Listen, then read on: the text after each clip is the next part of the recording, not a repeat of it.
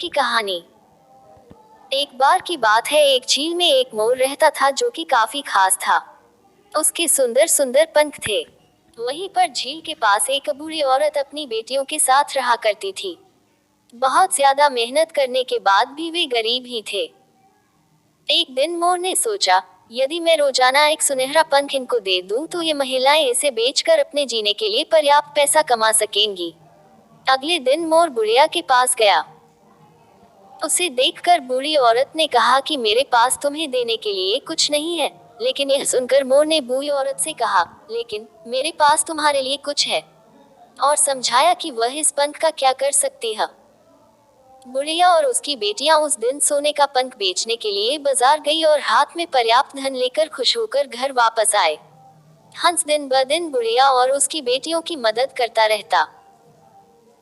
उसकी बेटियां पक्षियों के साथ खेलना पसंद करती थीं और बरसात और ठंड के दिनों में उसकी देखभाल करती थीं। जैसे जैसे समय बीतता गया, बूढ़ी औरत और अधिक लालची होती गई। अब एक पंख उसकी मदद कैसे कर सकता था। अब उसने अपनी बेटियों को बताया कि जब कल मोर आ जाए तो हम उसके सारे पंख तोड़ देंगे और बाजार में बेचकर खूब सारा पैसा कमा लेंगे। ऐसी बात सुनने पर बेटियों ने उसकी मदद करने से मना कर दिया।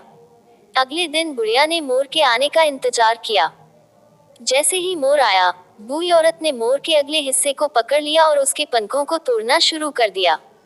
जैसे ही उसने उन्हें तोड़ा, पंख सफेद हो गए। बुढ़िया रो पड़ी और मोर को छोड़ दिया। इस पर मोर ने कहा कि तुम लालची हो गए हो, जब तुमने मेरी इच्छा के बिना मेरे सुनहरे पंख तोड़े तो वो सफेद हो गए। यह कहकर मोर गुस्से में वहां से उड़ गया और फिर कभी लौट कर नहीं आया। तो दोस्तों, कहानी कैसी लगी? इसी तरह की कहानी और सुनने के लिए इस चैनल को लाइक शेयर सब्सक्राइब जरूर करना। वीडियो देखने के लिए धन्यवाद सभी का। Thank you.